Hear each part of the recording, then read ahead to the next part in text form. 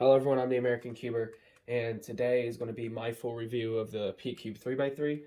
Now, I know I'm a little bit late to the party with this one, but I thought I would share my opinions with this puzzle as well, kind of give you guys my thoughts on it.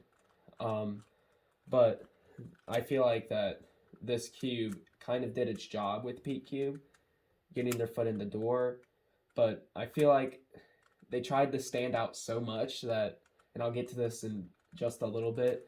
I feel like they stood out a little bit too much in this cubing market.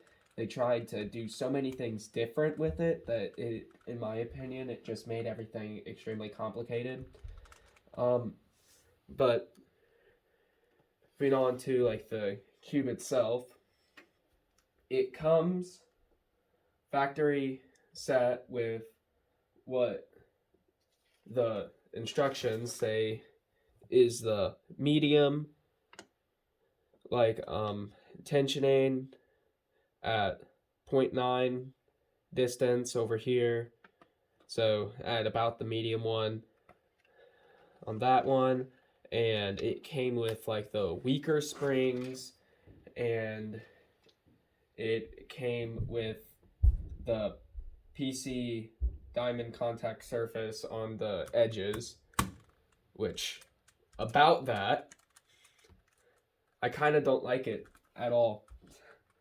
It's just so tedious that you'd have to like get in there and remove them. I ended up keeping the PC diamond clear plastic ones on there just because, I mean, I can't really feel that much of a difference with either one of them. And I'm kind of upset that Peak Cube is making it so that you'd have to buy things, leading to even more packaging, which would lead to even more harm on the environment. And in my opinion, it's just they tried to do too much with this new release. But now getting to the tensioning system, stuff like that, I feel like that this isn't the worst thing that they could have possibly done with this. It's not at all the worst. Of course, I changed this to the stronger one. I also changed it to like the stronger springs because this puzzle was too loose and too flexible out of the box, so I had to change that. But and I'll just show it here because this is exactly how you do it.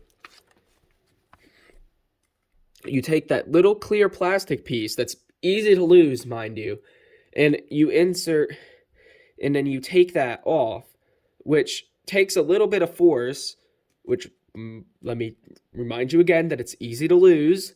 So it takes a little bit of force, but once it comes loose, it flies off, and then it goes and it scatters around on the floor, and you have to spend 5 to 10 minutes to find the little plastic piece that's crucial to the mechanism of the puzzle.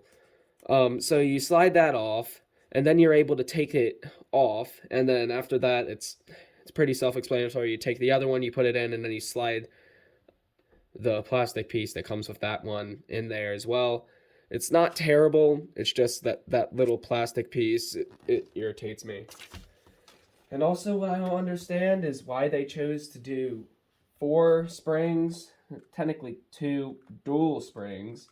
So that's what the company says. Ow. That time I was able to get it with my fingernail. I'm usually not. I usually have to use a screwdriver to get this thing out. But my question really is, and this is how big the clear piece is. Come on, focus. Focus. There it is. That's how big it is. It's not big at all. So, yeah, it's pretty easy to lose. I think it goes on like this. Yeah. Okay. But my question is, come on, springs. You guys can suffer with me. Come on, springs. There we go. The center piece just about flew off. Why the dual springs? Because, and I just dropped it. So don't mind me as I just pick up the spring now. Mind you that these are also pretty easy to lose, but that's the spring right there.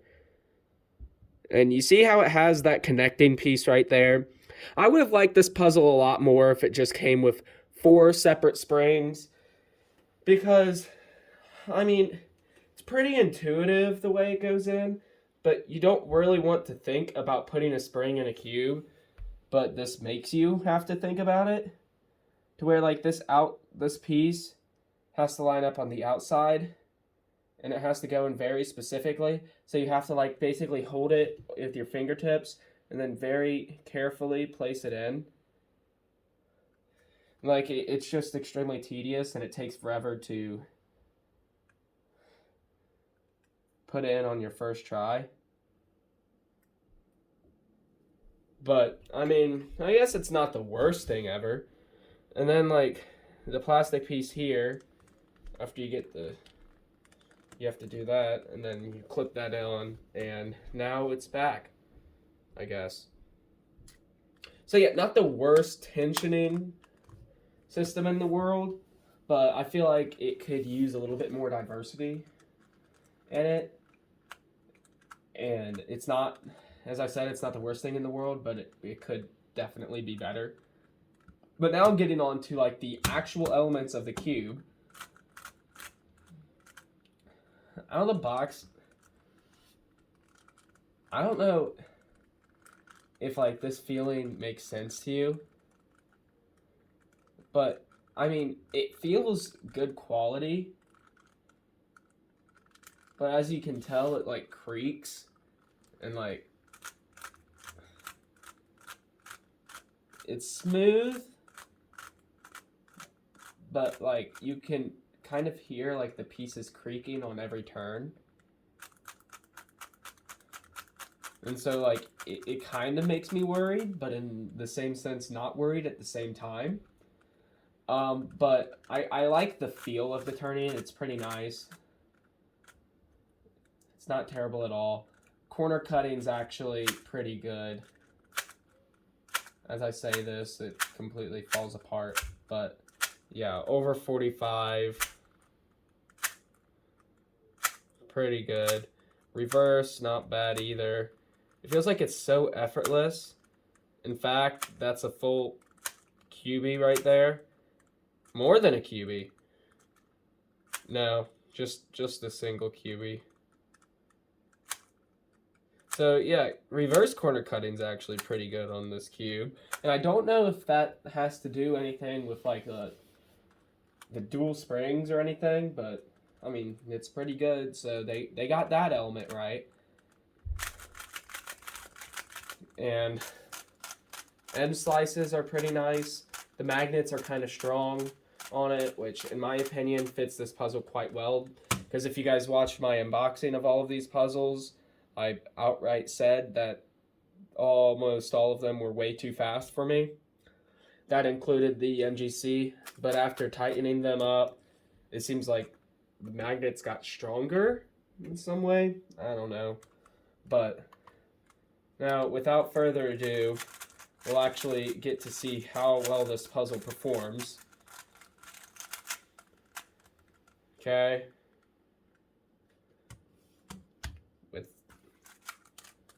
With an actual solve.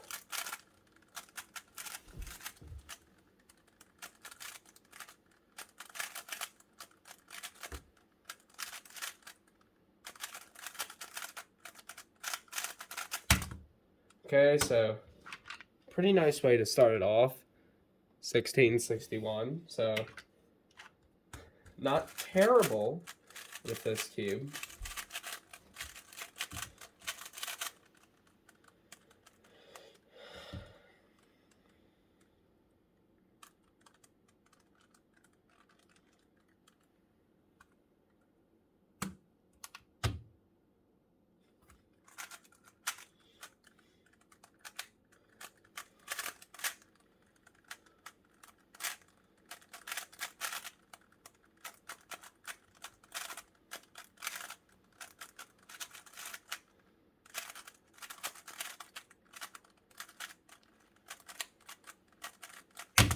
Okay. 2152. In case you guys don't know, my solves are pretty inconsistent, depending on how many steps it takes for me to actually solve.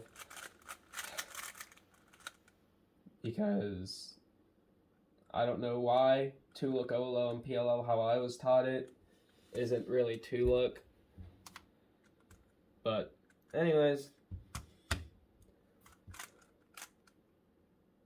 Oh. That was a terrible. No, what am I doing? You know what? Maybe I shouldn't talk while trying to solve. Maybe that's a good idea. I say as I continue to talk while I'm solving. Yeah, I just seem to get progressively worse and worse. And out of instinct, I just completely erase that solve from my memory. So you guys don't even get to see how bad it was. But you do get to see how bad it was.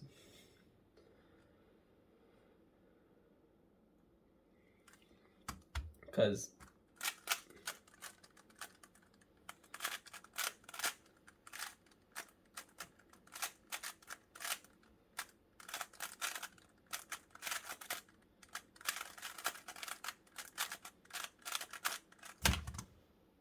okay, and then we jump back down to a 16 for, I think that's solve number 5. Wait, no, it's not. That's only solve number 4. Okay, so we're just going to do one more solve here. Just see how bad this can actually get. I hope not too bad, but...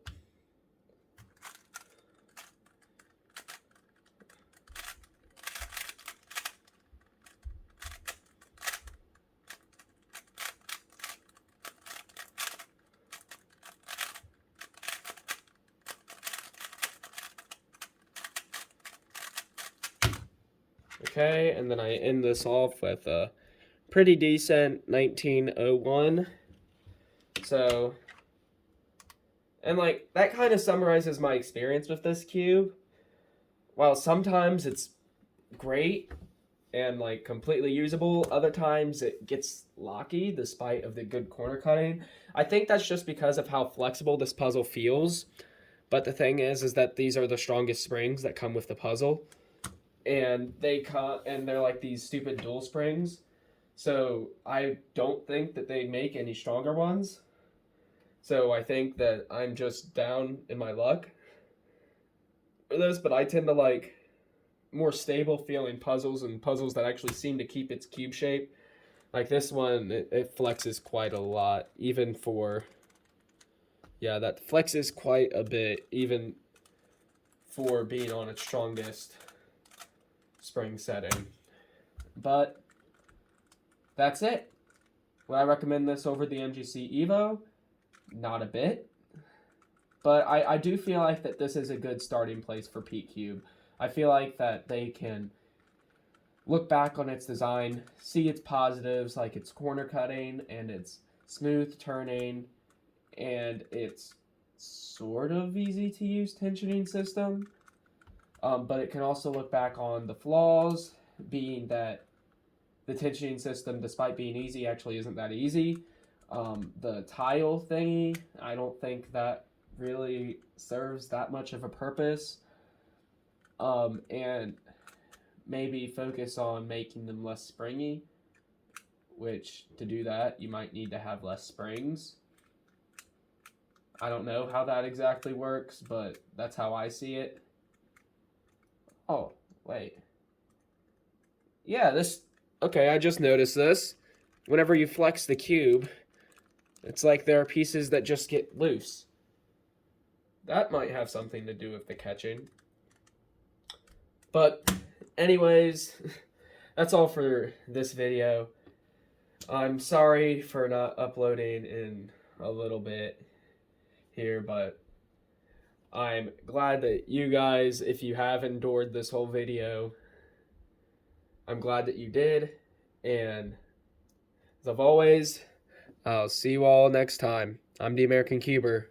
Bye.